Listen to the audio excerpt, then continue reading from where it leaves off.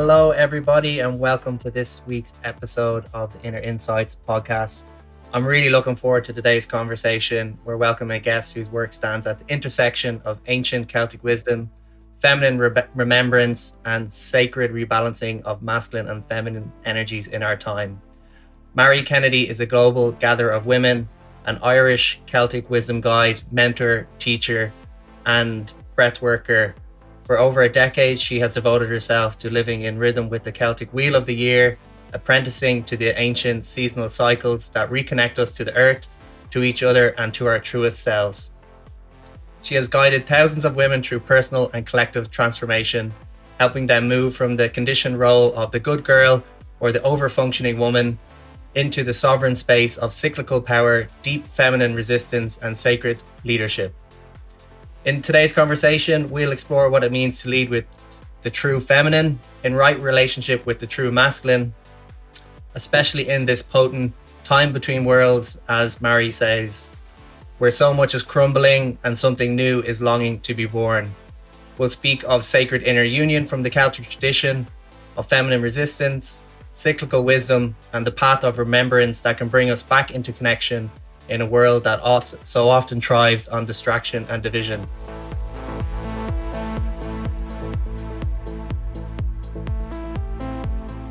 Mary, I'm so honored to have you here today and very welcome to the podcast. Oh, Darragh, thanks so much. I'm so delighted to be here. Really happy to be here sitting with you. Yeah, likewise. Mary, you're one of those women that I think we met nearly 10 years ago. And I've just followed your journey and just always loved how you've approached the work, being an Irish woman, doing this amazing work on yourself and for other women, and this kind of deep remembrance that's coming through you of our Celtic ancestral wisdom, indigenous wisdom. It's just been such a joy to watch you flourish, and I'm just so excited to get to hear deeper about your work, because I know it's mostly women's focused, but as a man doing lots of men's work, it's wonderful to be in touch with that as well, and what can we learn as men. So it's really wonderful to have you here, and I'd love to get you to introduce yourself to the listeners a little bit about how you came to this work and your journey so far. Oh, thanks, Darragh. Yeah, well, I will also say it's so great to be here, because this is the intersection, or the meeting of, or the marrying, as my name says, of that, of our work is so important. And likewise, I so appreciate and honor, and I'm inspired by the work you do with men, and also the bigger work that you do on the inner realms, and with the psychedelics too. So introduce myself. That's always kind of interesting at 58 years of age. But I suppose I'll start in the present. I find myself that I live here in the west coast of Ireland, in Sligo, the place I was born. And it's a returning and a remembering, actually a big journey back. I moved back here 2 years ago, having been in Dublin on the East Coast for the last 38 years. And my deep journey really began 20 years ago. 20 years ago, maybe 25 years ago, when I started to study yoga and practice yoga. I started practicing yoga in my late 20s, and then I studied as a yoga teacher, to be a yoga teacher in my mid 30s. And that kind of changed everything. And with that, I found that at the end of my late 30s, around 38, actually 20 years ago this year, what I would call the dark goddess of the Celtic tradition came and started to reclaim me and demand that I would live much more congruent with my heart and my soul, and put me very, very unquestionably on my soul's path, on my a path of sovereignty is what I'd call it, because at that time, like, I grew up in the west of Ireland in the 70s and 80s, and I wasn't sovereign at all. I grew up in a very beautiful, loving home, but in that time, the church and state, and that time in Ireland was, particularly down the west of Ireland, where I grew up at the bottom of the Ox Mountains here. Nobody really questioned anything. Well, certainly I didn't, and people around me didn't. So when the Cailleach came calling, that dark feminine force, and literally pulled me through the hedge backwards, screaming, over probably 10 years into my late 40s, where I had to let go of an awful lot. I mean, it was the descent, the feminine descent, as I would see it now, that so many of us have to go through. And I think, maybe I'll say it at this point, like when I talk about the feminine and masculine, and I know you're the same, these are forces that are within every human being, however you identify yourself, whether it's beyond gender. So for me, these exist in all of us, and certainly, she is the dark force. She really arose out of what I would see my shadow, or exposed me to what was in my shadow at that time, where I wasn't living really in my truth, in my depths, and so from that 38-year-old to now this 58-year-old, it has been a big journey. And my most recent part of that journey is moving back here to the land where I was born. It feels like I've been called by Maeve, the great Queen Maeve. And she is another great force who just is relentlessly demanding an initiation into a deeper way, a more soulful way of living back on the land where I was born. So I hope that gives you some sense of my journey. And I suppose on that journey, I've come back, climbed back into my body, because that 38-year-old was so far out of her body. She had no sovereignty. I definitely at 38 looked like I was living the great dream. I was very successful in my life. I was living in big houses and traveling the world and on red carpets, and lots of things that the old patriarchal order would value and deem, success. But I saw, as the Cailleach took me and brought me into that great unraveling into wholeness, that none of that was actually in any way living. Really, it wasn't living. It was existing outside myself in many ways. So that's been my journey to now, and I'm still on it. And there's been great reprieves through that, because what the darkness comes, is always in a dance with the light. So but this journey for me is about not thinking the dark is bad and the descent is bad and the flow is good and the light is good. This is about learning that we're just in a dance with all of it, and with the feminine, the masculine, and to bring it all back into right relationship, to live more fully human, like from the whole range, from bliss to absolute devastation, from being alone to being in great community. It's how do we live the full range? I believe that's what we're here to learn now, and that's our next evolutionary leap as humanity. Oh, so beautifully articulated, Mary. So many points to kind of touch off on there. It's kind of, it's like for me, I know on a personal level, I want to be in touch with my inner feminine and my inner masculine, my dark and my light. And I see that, so many people who are out of balance in their lives, they're like avoiding some part of themselves, either the light or the dark or the masculine, the feminine. And this is, causing them to not live in harmony with their relationships and with their family and each other. For that kind of point in your life, can you kind of recall, what were the kind of resistances that you were up against at that time, and how did you almost like make that? I'm always curious, how do people make that conscious switch into, all right, let's go with this energy, let's either I see it in a lot of guys, quit the job or go traveling or leave a relationship or whatever it is. How did you kind of make those first steps?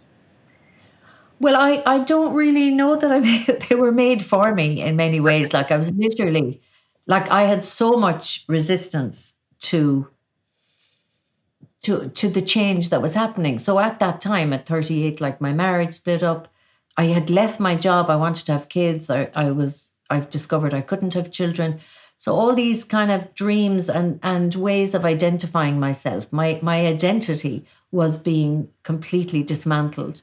Um, and of course with that comes the resistance, because the resistance is for me it's like when we've been brought up in the water and we're swimming in the water of the patriarchal conditioning, like that's how we live and breathe and make sense of the world. So this had the dismantling had to happen. And I mean, it just came to a point where actually I do remember the really important a moment actually was in January 2005 when I was in the middle of all this and being the good girl, you know, I kind of thought, oh my God, it's my fault. Why is this all falling apart? And I went to an astrologer, Andrew Smith. Many of you will know Andrew Smith, one great astrologer here in Ireland. And he told me that I was in a Pluto transit and that anything that no longer served me would fall away. I mean, fall away was actually gentle compared to what I was experiencing. And I walked out of that and I remember going, okay, I can trust this. It's not my fault. It was the permission to let myself live something that was bigger than me. And that was a moment. And then another moment was when my father had died 5 years later, actually 7 years later, when I was 45. And I met Dolores Whelan, who became my teacher in the Celtic Wheel. And she said the words, everything starts in the darkness. In the Celtic mind, everything starts in the darkness. And that was like, I will never forget, my whole body just breathed a sigh of relief and allowed me to surrender, because the resistance doesn't allow us to surrender. So then it was that I saw that relationship between change, transformation, or, you know, a big rupture in our lives, and then absolutely resisting it. And then realizing, actually, I have to soften and allow this resistance. And then I fall back more into surrender. So that's what it was. And those two moments were moments of surrender and breath that allowed me to somehow shift my relationship with the letting go, the dismantling that had to happen. Yeah, those are two moments for sure. And it's quite a drop into that feminine then of surrendering and not resisting. At that time, I didn't know really about the feminine and masculine. Certainly the first at 38, I had no idea. And I didn't, you know, I would have always associated myself as quite a feminine woman, you know, or would have, perceived myself. But I had no idea, like, what the true feminine, it's like, what's the difference? I was in the more collapsed feminine would have been my way, and the very hyper masculine. That balance, because they're always in a dance. So if I'm not in the true feminine, then I actually can't really access the true masculine. And yeah, so it was that those were doorways into understanding more and more what is this feminine that I don't actually know anything about, you know, because I was very highly driven, high functioning woman. Yeah. I think, you know, those times for women in Ireland must have been really interesting, you know, like going for careers, being accepted in the professional world, and probably almost swinging the pendulum too far. Is that kind of Absolutely. Yeah. I mean, I grew up thinking I could conquer the world. I never for a moment thought that my brothers could do better than me. But I didn't realize it was this kind of it was much more implicit in the culture. Like on the outside, it was like, yeah, you can just do this, but you have to be in your very always on high productivity, no rest, 24 hours. Yeah. Bright, faster, brighter, quicker, high performance, never any rest, never any reset. But that was fine because that's what I grew up in. I grew up, you get up, you're born, you get up, you're born, you go to school, you go to college, might get married, you go on, get a job for life or whatever, and then you retire and then you die. That's what I grew up in that trajectory without question. And so, yeah, there's no, that's very masculine, a masculine path, which is a beautiful path, but it needs feminine. It needs the weaving, the dance between the two for it to be sustainable, because it's a straight line otherwise. And no, there are no straight lines in nature. We are nature. So it's unsustainable, as we're finding out now on the planet right now and with humanity. Yeah, absolutely. It's like the whole world needs a bit of a break, a bit of rest, and we got a bit of that in the pandemic. I think people really flourished in some ways. Not having to go into work and not being traffic, and things quieting down in a lot of ways. And I think a lot more people connected to nature and to the seasons. And one thing I really love about your work is this connection to the Celtic Wheel, what you teach. And how do you think this kind of connection to the seasons and the cycles of nature and this wisdom, how do you think this kind of an antidote now to our times? There's so many levels and they're the levels that I have, having apprenticed to the wheel for 14 years, that I myself have experienced. And on the basic level of the wheel of the year, which is, the 4 seasons, the 8 ritual festivals of our ancestors, it brings us back into connection with nature. You just suddenly realize, and with that cyclical rhythm, which is so relieving and so much more,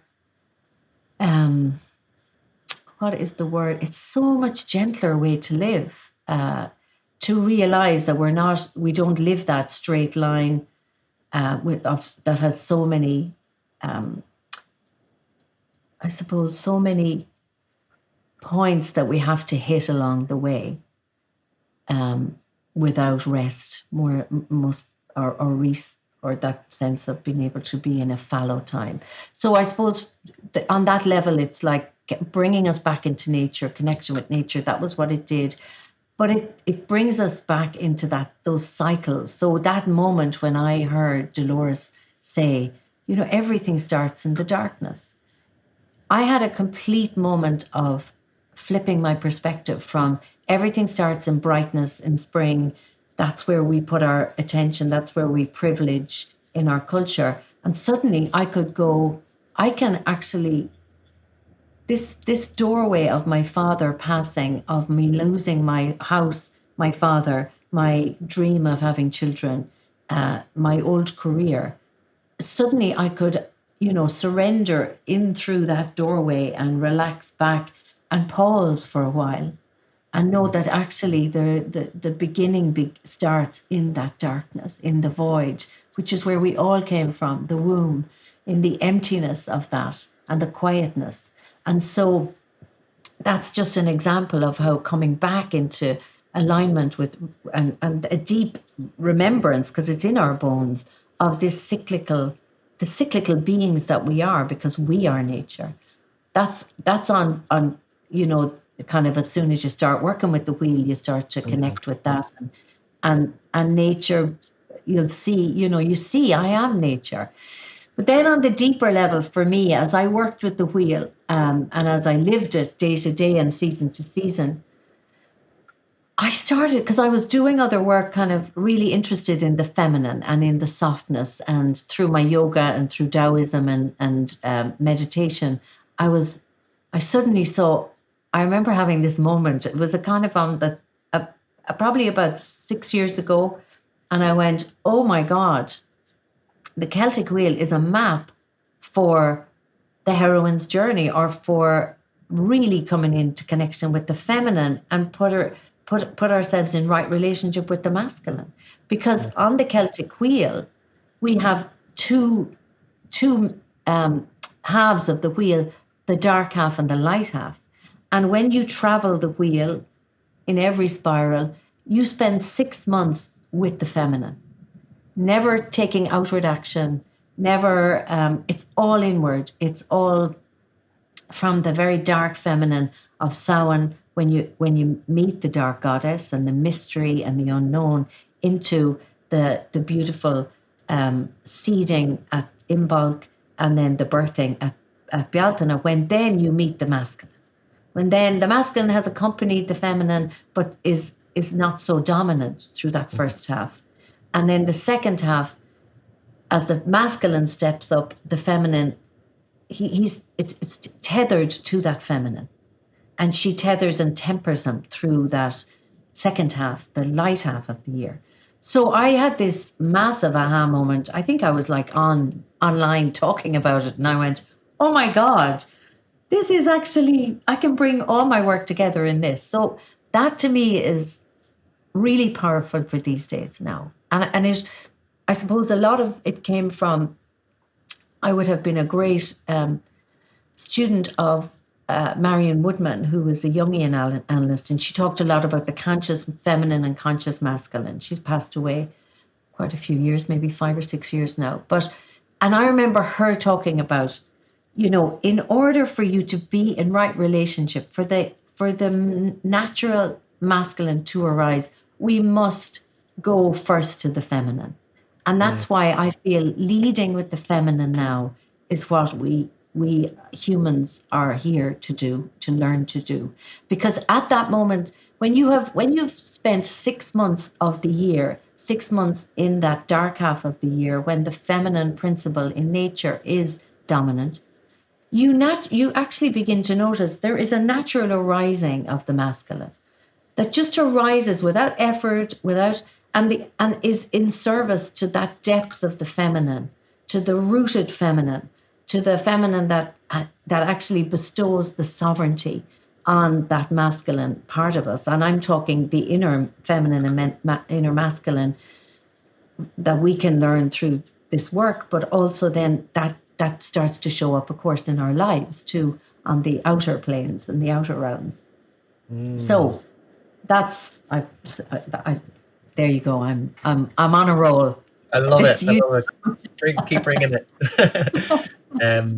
Yeah, it's kind of like we get that. I know I almost see it with some of the big work. It's like we're getting a chance to integrate the big experiences, and to also take stock and to plant the seeds, and to nourish ourselves and set the intentions, and then we move more into that kind of doing phase, or the external phase. Yeah, the action.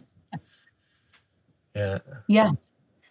It's like leading with the feminine and enacting then with the masculine, and they're in that dance all the time. It's not, again, it's like a braid, I see it as the infinity sign, always in a dance, within me and within all of us.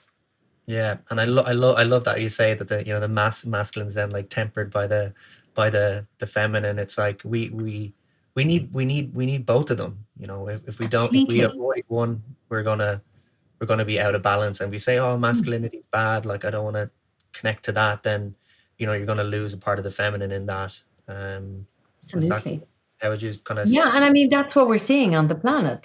For so long, as you said, when I grew up, we had to swing almost to the opposite side of, women, I'm talking about, had to become more masculine. So that's when that hyper, very macho, macho less, it was more hyper masculine. We had to show up like that, because when a culture is changing and needs change, sometimes it can be only one note, like a very one, it's like, it can't be so nuanced, and that's hard to take when it swings like that. But every polarity swings. That's what nature is. We see it in nature.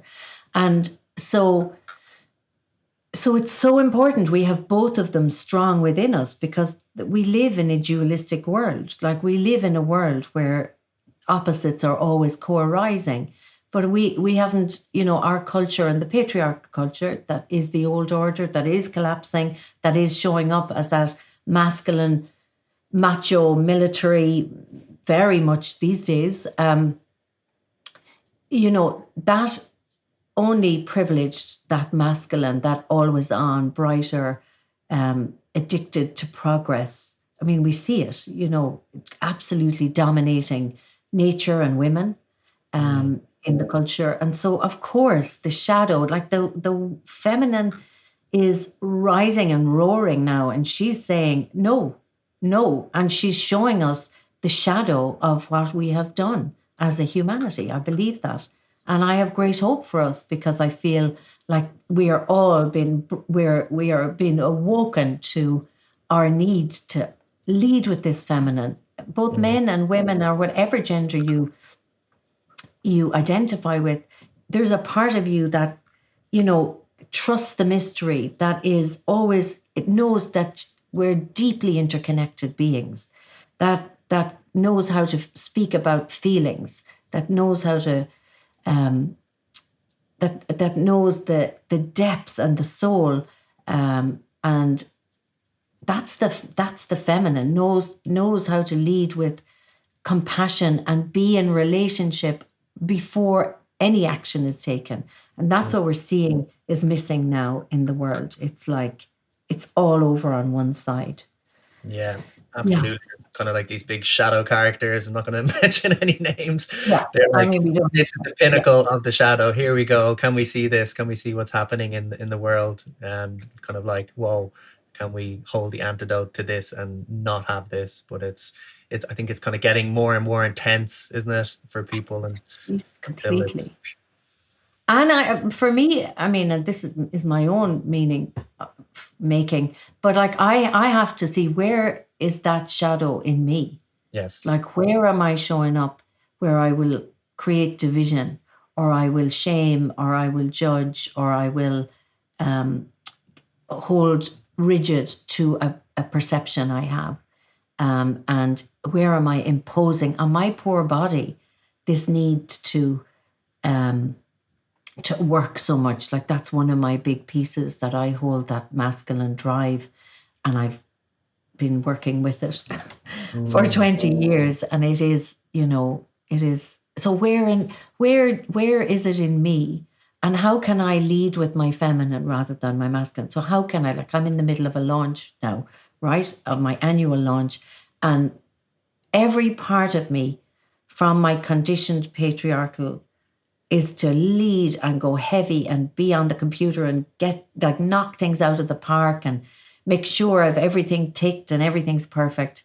And I have to now, as I'm moving through menopause, particularly, like, my body won't let me. My bones are showing me that if I do that, they won't allow me to rest. Like, in the bed, I can feel my bones like not able to drop. And that to me is, I'm too much in my masculine. I need more yin. I need more rest. But in order for me to do that, I have to trust deeply that something bigger is unfolding, that I belong to something bigger. And that to me that's real feminine, When I know I belong to the mystery, when I belong to, I'm part of the ancestors behind me, my descendants in front of me, the earth beneath me, the sky, the galaxy, the great galactic family, nature around me. I am part of this. And if I can stay connected to that, which I try and do every day in meditation and out on the land, then my need to control and tick every box gets less and less, and my bones begin to trust being on this earth more, and trust and let me rest. I've been a very restless woman all my life because of the masculine. Yeah, well, beautifully put, and I feel it's like really this connection, isn't it? It's connection to the great mystery, something greater, connect to the land, to the nature, to the sea, to the elements. And I find that, so many people in this world are just so disconnected right now. We're disconnected by our phones, by our work, disconnected to Oh, our yes. bodies, our nervous systems are overactivated. And there's one point there that, I had this realization a few years ago about the men's work, that the the men's work, I've been mostly doing over the last few years is actually the work of the feminine. It's like all of these guys are coming to a space, they're getting an opportunity to rest, to share their True. feelings, to be vulnerable, to reflect, to slow down. And it's like, whoa, that's what a lot of men need at the moment. It's like we don't need to be going around like in this like armored, hyper disconnected from our bodies, from ourselves, from our core essence. And like what you said, that point there of like it just naturally wants to come true when the space is offered. It's magic, like, isn't it? Hmm. We were never taught that, though.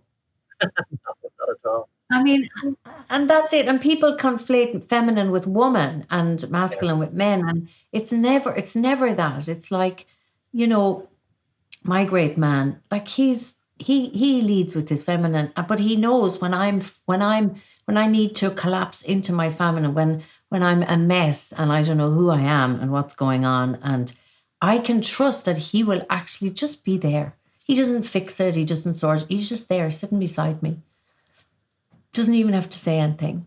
And that's Mm. him in his masculine, because he's in touch with the feminine in himself. And he's, that to me is, and it would flip as well. Like if he was in a place where he needed, and it has happened, where he's just trying to make sense of things and a bit all over the place, then can I take up the masculine within me to allow him to not fix it for him, not be in the hyper feminine, which would be, or the unhealthy feminine, which would be getting all anxious that he's not together. But can I just take up the masculine and be present there and just give him space to allow him to be fully, totally, truly who he needs to be in that moment. That to me is how it works on the outside.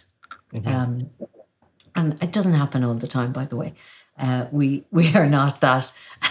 We're not always that aligned, but that's not what it's about either. It's like it's to be in the messiness of it. But for me, noticing these forces within me, within the relationship, that really helps. Just the Mm. awareness, and then I have a choice, not being in an old way, you know. Yeah.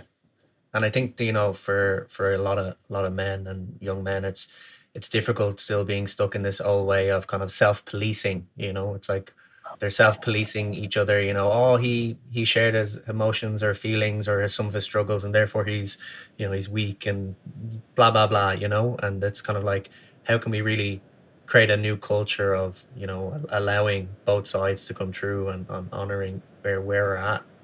Yeah, I mean, my heart, like as you talk, my heart is broken for the generation, um, of men and young men who I think it's so hard, but that's now my own, I mean, that's my own perception of it, I suppose. But I do feel as you were talking, my heaviness in my heart, and a dread, that it's so hard.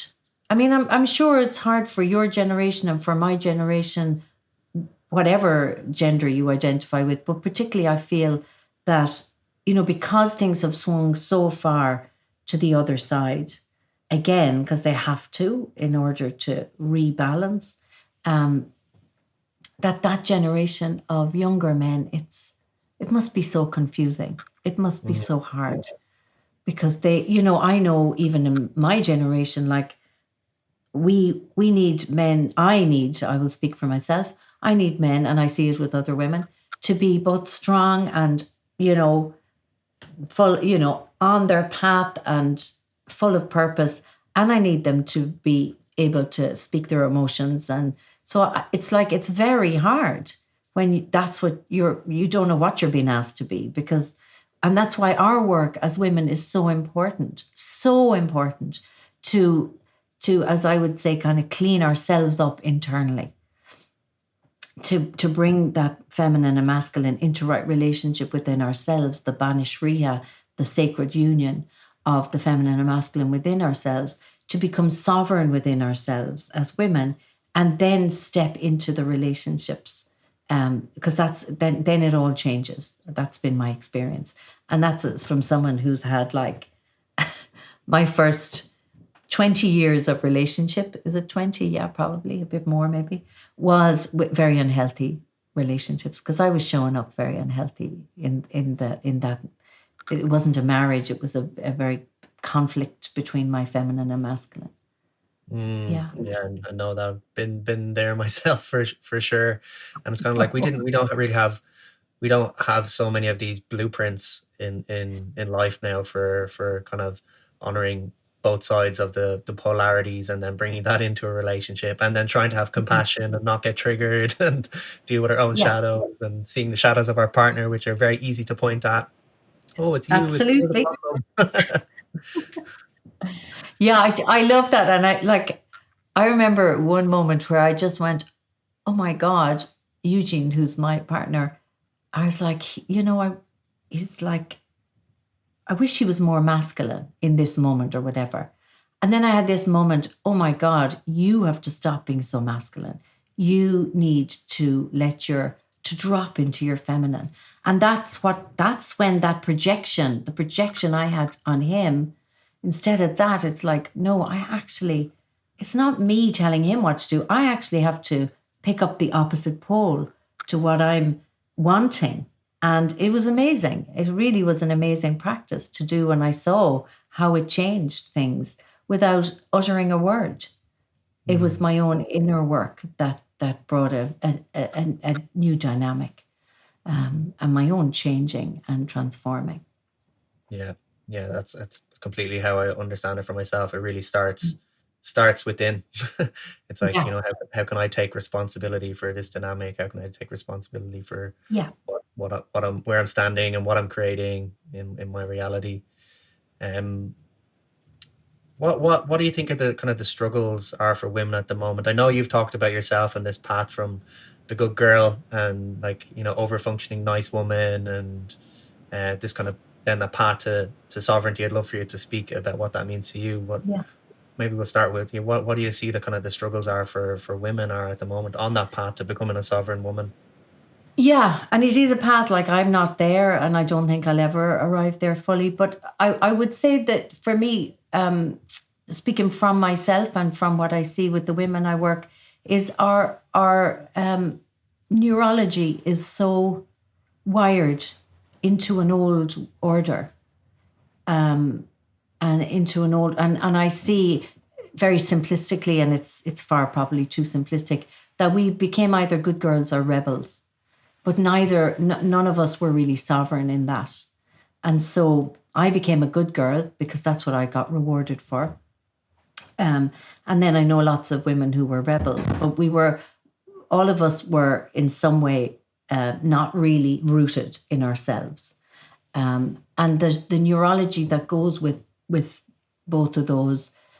That the good girl and her, like, how enmeshed I can be. I'm just people pleaser. Um, don't have my voice when it really comes to the crunch, or certainly um, didn't know how to disturb. My fear of disturbing others. And then the rebel is more, in that fire of the feminine. The good girl is in the water. The rebel is more in the fire of the feminine, burning around her, burning up all around her.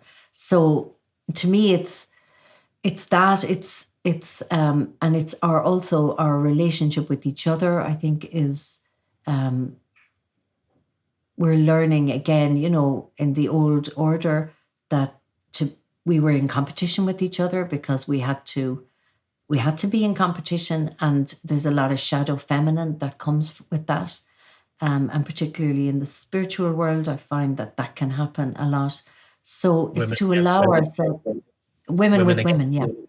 Yeah, women against women, yeah. And it's, the great, wonderful, one of the great gifts of the feminine is to be able to manipulate in a not in a way that's like water flow. But if it's the shadow side of that is manipulation and passive aggressive, and I do also believe within that feminine shadow is our relationship to power and the pecking order, yeah. and how comfortable we are in that, and how explicit we're really working with that, or how important it is to work with that very explicitly in ourselves, to really own the fact. Like, I had to own the fact that I wanted to be number one, but I never felt comfortable sharing that because I thought, well, that's not what a woman does. But when I really looked at the pecking order, which comes from hens, the one at the bottom gets pecked and doesn't get any food. So it's Yes. our fear of that happening.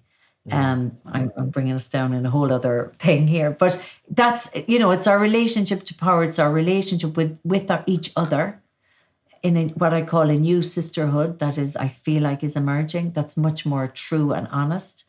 Um, and then our neurology. It's how do we work to to rewire our neurology, and that doesn't happen overnight. And then that also, that sense of we're still coming at things through a patriarchal way that we've learned. So we are very hard on ourselves. We think we need to be perfect because the perfect woman is what was, what was really valued or is valued. The perfect quiet behind the door woman. So yeah, that's some of the stuff I'm seeing in myself as much as in the women I sit in circle with. Yeah. Yeah, great points, and I've definitely heard that as well. From both sides, like from women's work and men's work, and I love this idea of, women coming together and being able to let all that kind of old paradigm crumble, fall, and then lift each other up, and then the men do the same. It's like, how can we not Yeah. be all bravado and macho? And I know it's the same for the men when they see the primates, and the weakest one doesn't get any love and he gets kicked out. Yeah. So you gotta fight for your place in the group. And yeah, I love this idea of men supporting men, women supporting women, and then coming together and Coming together. Yeah. lifting and raising each other up. Because I like what I also see, and I don't want to be too conspiratorial, but this old adage of divide and conquer. It's like, oh, we'll just pit men against women, and they'll stay distracted with themselves again and be like, oh no, it's the women, it's the women's fault, oh, it's the men's fault. And then we're in this same spot that's Yeah. been used to, That's not a conspiracy. I think that's a real thing. yeah, it's been All used to right. control us and divide us. And I Yeah, love it's for control and divide and that. distract is how we will not actually reach our potential and reach that dance with each other. Yes. It's just, yeah, it's so important.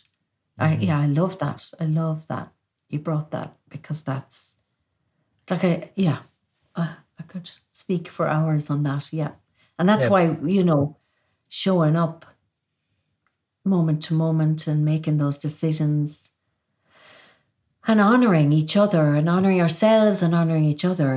It's not an easy path, and it's not a quick path. It does take time, but the feminine moves very slowly, but she's very when she moves, uh nothing gets left behind. It's the wholeness is in the feminine. Yeah. Mm. So yeah, I love this idea of doing this deep work on the feminine, and yeah, integrating the kind of conscious true feminine. What does it mean then to be, well, from your lens, what does it mean to be in right relationship then with the conscious masculine? Maybe for women even. Do you mean internally, or do you mean? Yeah, we could take it both. We could do both. Yeah, yeah, yeah. What it means, again, is that sense of, like, the feminine to me is my depths, my soul, my deep connection to all that is, my deep knowing. It's a knowing. Like, the feminine is a deep knowing that I am connected to everything. Everything is connected, and when I know that, um, and to the great mystery. And when I know that my actions, which and my agency, which are my masculine, then are always in service to that. Mm, So I don't move terribly fast sometimes to take action. I can sit in the fog and the mist of not knowing. I can and not take action until that action arises from a place of inspiration that comes. That to me is to know in my body that the yes comes, and then my body will move to enact and take action, execute the longings, the desires of the feminine, of my deep soul. And if we're, for me, if we all live in that connection and relationship, that right relationship, then we all take our place up in this family of things, as Mary Oliver said. Like, we'll take our place in the family of things, and actually we'll find that things really are in a beautiful flow and a dance and in the sacred cosmic order of things. So that for me on the inside. And then on the outside, it's like I had to really learn this about being in right relationship with men in my life. And it started way back with my dad, of course, and maybe before that in the lineage. But I'm a double Sagittarian Leo moon. Like, I'm all fire, but I had no fire because it was all inside. So I had a lot of self-criticism. I would have that because the fire was turned in on myself, and I was much more in the water of the pleasing. So I've had to shift, and this is where the sovereign piece comes, when it comes from the inner work. But I had to shift. In my divorce, I didn't have myself way back in my late 30s. I didn't know how to speak up for myself. So this kind of unhealthy feminine victim was what came. And I'm just giving you that as an example. I suppose it's easier than so that I had to learn how to stand my ground, to take my place, and to speak from that, my truth, not from a place of the victim, but a place of deep sovereignty. And then when I show up like that with my feminine essence, and many of us women have more feminine essence than men, but I won't even get into that. But like, owning that within myself, I now know how to move between both. And even as recent, as a couple of weeks ago, it's like I'm learning how to receive support, like from Eugene, from some great Celtic Wheel women around me. Like, that's my next lesson. And that's how it shows up. And in the male female, which on the more external side, it's like, it's just knowing that, as you said there, what is it in me? I'm not here to project on top of anyone anymore. Project on top of men as my savior, as my man in knight in shining armor, as my whatever, someone who's going to look after me. Or I'm here to be fully myself, and then to walk alongside somebody, or with my male friends, to be present to them with my full feminine and my masculine there if needs be. I don't know if I'm making sense. No, absolutely. I can completely understand. It's kind of like, you said, going right back to the father. It's like healing those father wounds, that if we don't do that inner work, then we just look for the father and the external for the rest of our lives. Either that's good or bad. We get the negative projection or the good projection. Yeah. It's all project. Yeah. It's both. It's all project. It can be all projection, which can always end up in a tricky place. Yeah. Yeah. And it's okay if it's tricky and messy. That's part of it. I mean, that to me is the great gift of the feminine. I can be in a heap, and I have been, and I'm shaking, not knowing who I am and what the hell is going on, and why am I in this pattern again? And it's okay. It's part of it. And it's we're all being reshaped and reformed in this, new consciousness that's here, that's asking us to come into those right relationships. Yeah. Yeah, absolutely. And I love when you're talking about the internal piece. It's kind of getting in touch with that deep knowing, and really, really connecting with oneself, and like really tuning in. And I'd imagine a lot to do with the intuition as well, and kind of finding that place of, all right, this is really true and real for me, and now I'm going to move through the world in this way, rather than moving because someone says I should jump or go this way or do that. It's kind of like Absolutely. getting in touch with that, I call it authentic self or authenticity. Oh, absolutely. Yeah. And in a world where we don't know what the truth is, that is a sovereign practice where can I come back and see what is my truth without holding it rigidly, but like in this moment, I have to take action or receive whatever is coming at me. Um, what truth is coming at me? Is that true for me? I think that's a really important. Yeah, I love that, Dara. Yeah, I Yeah. think I think a quote I read the other day, was around, if you don't kind of stop and do that inner work of feeling in to oneself, you'll just live someone else's life. You'll live, the life that culture tells you or your parents tell you or Yeah. whatever it was. And I was just kind of like, whoa, yeah. It's like we really have to stop and analyze and feel and be and see, all right, is this my path? Yeah. And if you don't do that, then you'll just walk someone else's path. Yeah, and I would even say it's not about analysis. It's not about stop and analyze. This now is Mm, my own stuff, but it's like, because when I do that, I just leave my body. It's like mm, stop and feel what's yes. here. And then y- we start to get in touch with what feels resonant and what doesn't feel resonant. And we begin to start trusting that.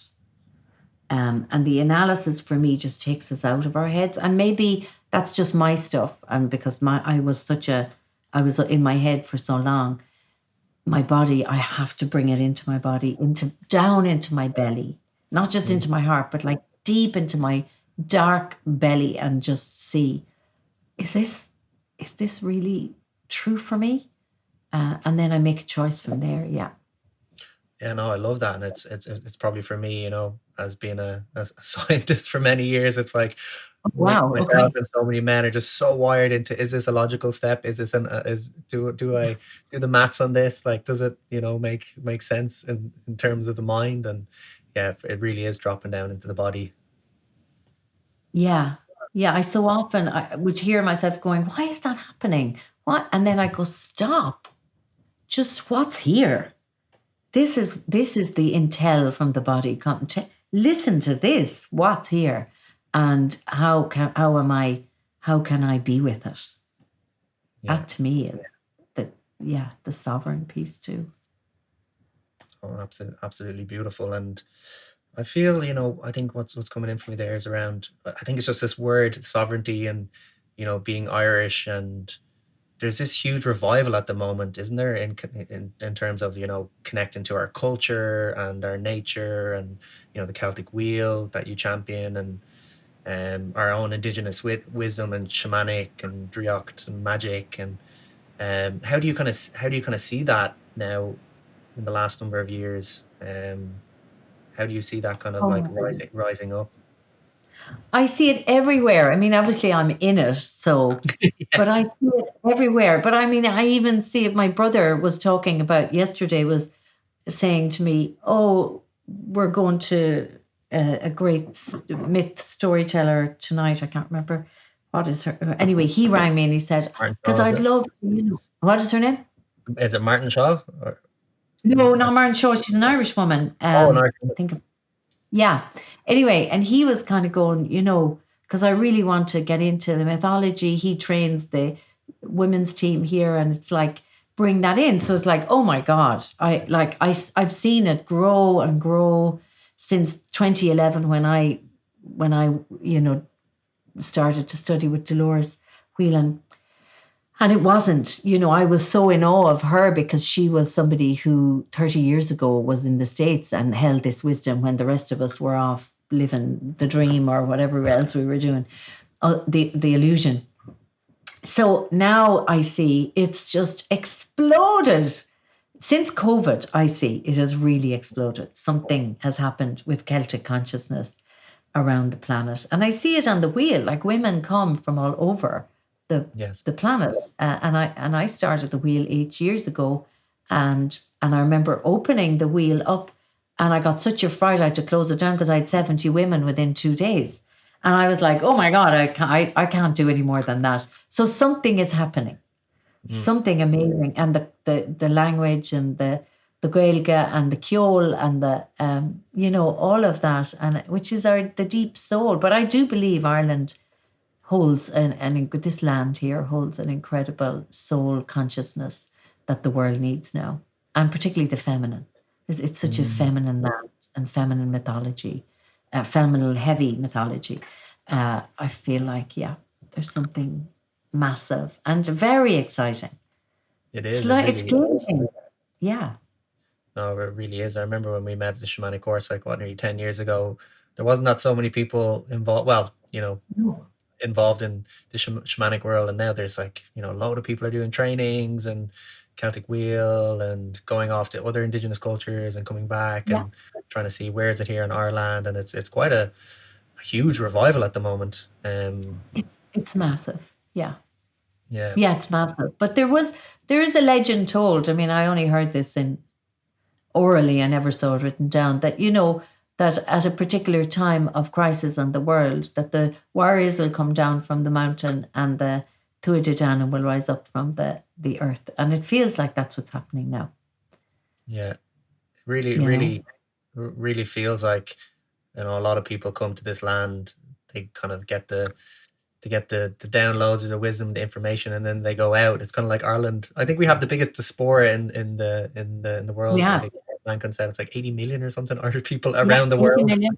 Absolutely. Yeah, and like it is. We are the people from nowhere who came, like, because we were a people who came from everywhere and nowhere at the same time. So we went out. Yeah, so it's um the waves are coming back, having gone Mm. out. Yeah, it's amazing.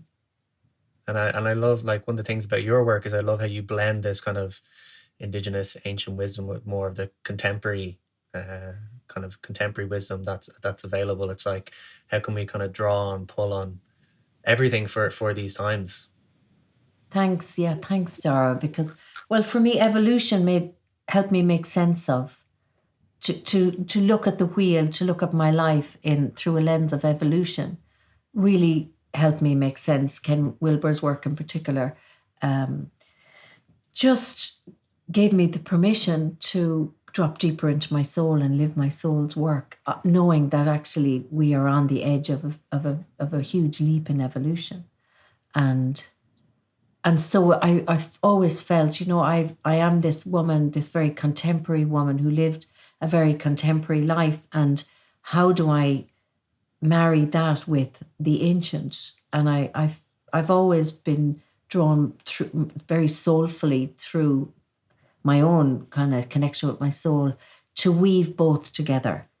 That, it's not about us going back to being the Celts or the pre-Celts, but actually to go back and find that latent wisdom that's within us, that resides really in our bones and our blood and our breath and our being, and just start to live it. And it's, yeah, I've just followed the feminine knowing, I think, Mm. in that.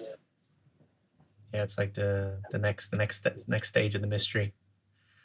Next stage of the mystery, next stage of evolution. Yeah, absolutely. Yeah. I'd love to touch a little bit on the idea of like, what is feminine resistance. You speak a little bit about this in your work. What does that kind of look like in your work and in this kind of moment in time? Well, being a people pleaser and a good girl, the word resistance in terms of my agency to resist is quite uncomfortable. So when something is uncomfortable, I always get kind of curious about it. So my Mm. sense is there's an art of feminine resistance that needs to happen now on the planet. That Yeah. that's like a radical new response, not the old way where we would have either gone and sat on our cushions and meditated everything away, and or we went out in the streets and fought and in anger. And my sense is now it's both. It's we have to do both, and but lead with that feminine, lead with at the heart of it is lead in relationships, stay in relationship with ourselves, with our pain, bear witness to our pain as well as the pain of what we're seeing in the world right now, and to know that if we can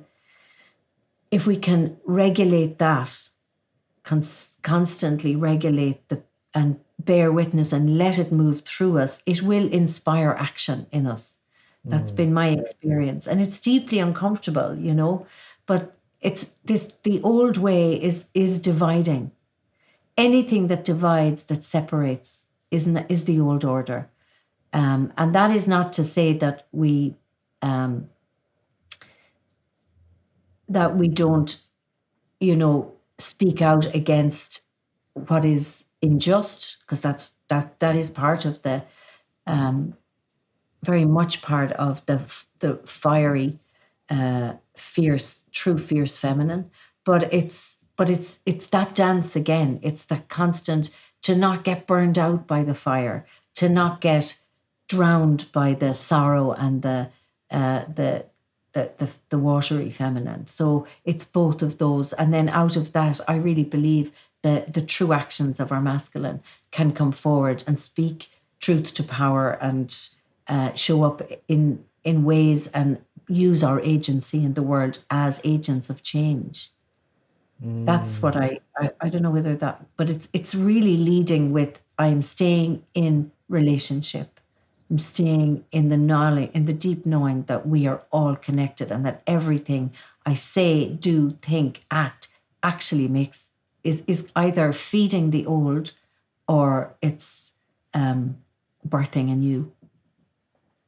Yeah, wonderful. I think what really comes up for me there is like not getting caught in like the disempowerment of anger or emotionality when we're Yeah, trying to, champion the things that we want in this world, not getting almost trapped into the fear and the scarcity. And um yeah, yeah, I see that in a lot of movements. People just get so angry, and then it just yeah. leaks out into everything around them, and they, you know, nothing will change.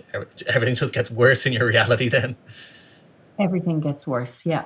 And then on the other side is, particularly in the spiritual world, where we can kind of pray everything away, or we can, spiritually bypass by just Yeah. I'm not going to engage with this. It's really, can I be present? Like bearing witness is to be present. Can I be present to how it is impacting me, how it is impacting my brothers and sisters? And then if we're present, it moves through us. So it doesn't get caught, or we don't get so, we can be with the disempowerment and the anger and the rage and the sadness and the complete grief and the disbelief. And as we work with those, they alchemize into action. We make the choices that are birthing a new world. We don't over identify with them and kind of get stuck in them, so to speak. Yeah, exactly. Exactly. And it's, sitting here saying it is so easy. I mean, Of it course. rolls off the tongue and fabulous. But actually doing it is like, When it you're in can the be depth. just, oh, Jesus, like it can be. Because we're all facing our old patterns. And so Mm, it's excruciating and intense, and that's okay, and horrific and awful. And you just want to go back to old ways where you didn't know anything. I had no yeah, idea. absolutely. Ignorance is bliss. Totally, totally. But of course we can't, and we never. Deep down, we wouldn't want to ever. We're here No. now. We were born for this. Yeah. But I think that's an important point, and I especially find that in the kind of spiritual communities, that it's like it's okay to not be okay. It's okay to be in your grief, in your rage, in your anger, in your sadness. Like I know my life's been totally messy at points, and Yeah. it's okay. It's not always shiny and bright. It's like old shit gets triggered, relationships fall apart, and it's like it's okay to be in this like unknown and challenges and messiness and kind of just difficulties. It's like that's life. And I think for me, what really shifted a lot is seeing, the suffering as the teacher. It's like, okay, I'm Yeah. suffering. What is this teaching me? How can I get closer to myself? How can I love myself more, I, be more compassionate with oneself, and see the suffering and the people who are causing my suffering, so to speak, like as my teachers. It's like, oh yeah, this is yeah. teaching me anger, this is teaching me sadness. I love that, Darragh. I think that's it. Like that question, what's this teaching me? Is it's like that's really the real armor of now, isn't it? It's like um or the real, yeah, because as you say, in the spiritual world, and I would have been like we in the world of Instagram, everything has to look great, and I can put my leg around the back of my head, and and while I am going through the dark goddess stuff. Well, that's not true. I have been like up all night. My head is complete mess. I don't know who I am. I'm on my knees. I can't understand what it's all about. And it's those moments. Those are the moments when the dark goddess has us. And she's like, those are the moments when you are actually in the most fertile, fecund place that'll things shift, just like at the winter solstice. And it is, but it's so hard for us to be that messy and that chaotic and uncertain. But to know that it's okay. It's okay. Mm, That's real dark feminine territory. Yeah. mm. And I'd imagine, you having all the women together, it's like you're not alone in it. Other people go through it too, and having that support is probably massive, is it? It's massive. I'm no more than you with the men, I presume, but like no matter what, when you're in those moments, it's very hard to know that there are other people even on the planet. Mm, That's my experience. I'm in that moment and I am absolutely, because it's my ego is being, you know, is so afraid it's been annihilated when it's actually just been plugged into something bigger. So every part of me, I feel so alone in those moments, and that's okay too. But it's when we tell each other the stories of these, then we recognize this shared humanity. We're all going through it. We all have those dark nights of the soul. We all have those moments when we don't know who we are and what the fuck is happening and why am I back here again? I thought I dealt with this. And what's it all about anyway? And you're in this deep existential place. Um, but it's telling the stories and being with each other, and those that are strong at the time when you're on your knees can stand with you, and then it flips and you'll be strong and you offer that to someone who's in their most vulnerable. And that's the world we want to build, right? That's the world we want to birth. And I've, even as recently as a couple of weeks ago, I've had that experience of allowing myself to be a mess in front of people and held in that. mm. Yeah. Oh, beautiful. Um, and then talking about the kind of the the balance of these kind of dark and light energies. We just had the equinox there. Do you want to speak into Yeah. a little bit of that? Oh, yeah. Well, we had the equinox with the eclipse, Yes. which barely gave us. Yeah. So the equinox is the beautiful, there's a closing out happening. Um, and the eclipse we just had a lot of big closing out energies too. So there's in the Celtic cycle and in the Celtic tradition, the equinox is a time of the final harvest. So we're closing out the cycle, and the invitation is into an intentional ending, to be really present to endings, even though there's no endings really in cycles, but we always want to mark each of these. So the closing out, how do we close well? What's our relationship to endings? Because in our culture, they're not honored. We rush past into the next task, into the next relationship, into the next project without actually taking time to just rest and pause and look back and reap the harvest fully, completely, and know what will we preserve and bring forward. So it's the seedbed of the next cycle, the ending of one. And so that's the equinox, or the autumn equinox, the great ritual cutting of the last sheaf was cut, and it was very potent, and whoever cut it was really given the powers in the tribe, and then that sheaf was put into the shed, or made into a corn dolly or a little shape, and it was placed to be with the seed that would be set in at Imbolc. So it's the continuation of the wisdom, what needs to be preserved through and brought into the next cycle. So it's that, in the death of the sheaf of what was grown in the harvest, there will be a rebirth, and there will be a wisdom carried from the old cycle into the new. And that's the real beauty of living cyclically, is there's this continuity and continuum we're all part of, and an honoring of what is old and needs to die, and what will be passed on, and what will be brought into the new. So that's where we are in the cycle. Yeah.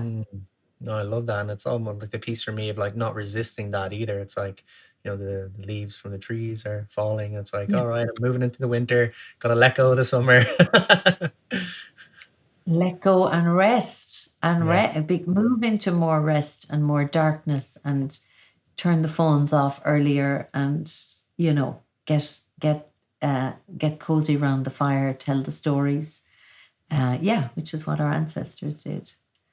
And let go, and know that in letting go, it's not always easy to let go, that sometimes we just have to loosen our grip. And you see the apples on the trees, and they're hanging on, and if you just shake it a bit, it'll fall, but it won't come off that easy. So nature is such a great teacher, and we are nature, and there's so many apples, low-hanging fruit ready to drop, but we're like, oh, I'm not gonna, how can I I can't do it yet. So that's okay too. Yeah. And to sometimes know that it takes a cycle or two or three to be able to let go fully into that. Yeah. Absolutely. I know for myself, sometimes, you're on such a high, the nervous system is so used to go and doing, and to really drop. It could take me like, a long period of time, days or weeks even, to just fully like breathe and relax. And I know for a lot of people who've never even done that, they've probably been working for like 30, 40 years. Yeah. And it's like, this is an opportunity for them to. Absolutely. Right. And I think the important thing with the wheel is it doesn't have to align with, we don't have to all just completely drop and relax and let go of everything just because it's sound. Sometimes, we'll be in different seasons in different parts of our lives and in different times of our lives. But it's really worth working with the wheel and the seasons to really learn and understand the energies of letting go, of death, of new beginnings, of birthing, whatever. They're amazing. It's amazing to walk the wheel in order to learn those. So then you have a choice all the time. You can stand at the center of the wheel, and you're able to, this is a moment I have to let go. Like today I will think of, when I'm working hard to try and get my launch, my website all done, I will make sure that the feminine has her time, that I take time to rest around 4:00, put the feet up, read a book, or lie with a hot water bottle on my tummy or whatever. That's my Samhain in this day. So that's the great thing of the wheel. We learn the energies, and then we start to bring them into our lives and make the choices at different times of what energy is needed now to stay in that balance and harmony. Yeah. I love that. Yeah, it's bringing consciousness to where we're at, and recognizing, this is where I'm at, and this is what I need. Totally. So we're just coming up to time, Mary. Is there anything you'd like to share on, or talk about before we come to close? We touch on a lot. If there's anything else, we touched on a lot.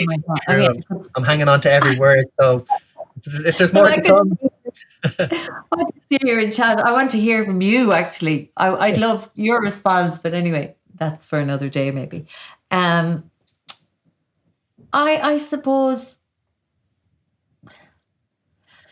just it may sound delusional, but I really believe like we were born for this. Anyone listening to this, we were born for this time, and we this time we're able for it. And I believe we will. I believe we're ready to show up fully in all of the mess and the pain and the chaos and the joy and the community to create a new world. I really, really, really believe. I feel it being birthed through me. I feel it being birthed in this moment in our conversation. Um, I just leave with that note, knowing that also we, as humanity, it could be over for us too. But I'm not going down without a fight. I'm not going down without bringing my full to it. And I just ask everybody who's listening to, bring it all. Stand at the edge with us all here. We have no idea. We don't have anyone in front of us really that can tell us. We've a lot behind us. Maybe we have descendants and galactic beings that can help us. But just to stand at the edge and know that you belong. And your place, you have a place and you have medicine to bring. And I believe if every single one of us have, and trust the dark goddess when she comes. She brings the greatest depth and wisdom, and she's not scary at all. Yeah. Well, thank you, Mary. What beautiful words to close on, I feel. Would you like to share about what's coming up next for you? I know you have a launch coming in the next few weeks. Yeah. Hopefully we'll get the episode out before then. So yeah, you can share what's coming up for you and where can people find and connect to you?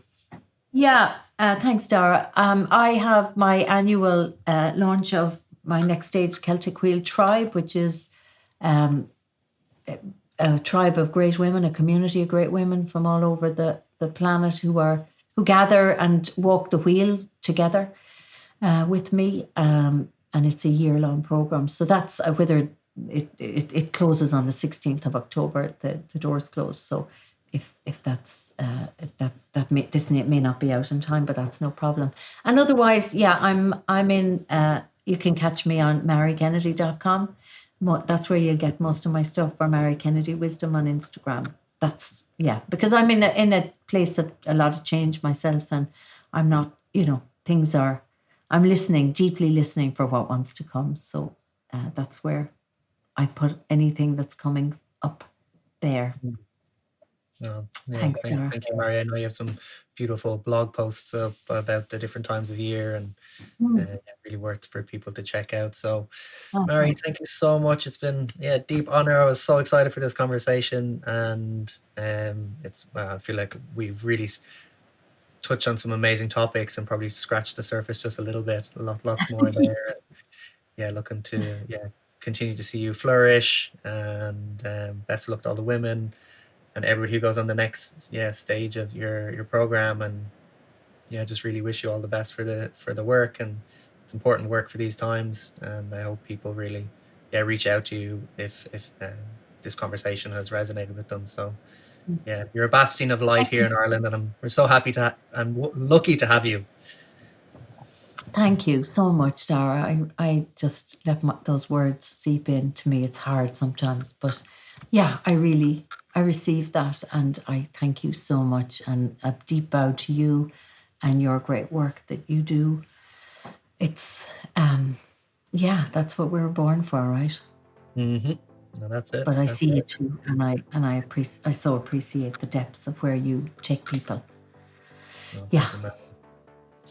Well, thank you everybody for listening. If you've gotten this far, I will put all of the notes, more info about Mary, and all her links in the notes. Thank you again for listening. If you enjoyed, you can drop a comment, share, do all the nice things, spread the work, and looking forward to being with you all again in the next episode. Gramor, Gramila Malgut, and take care.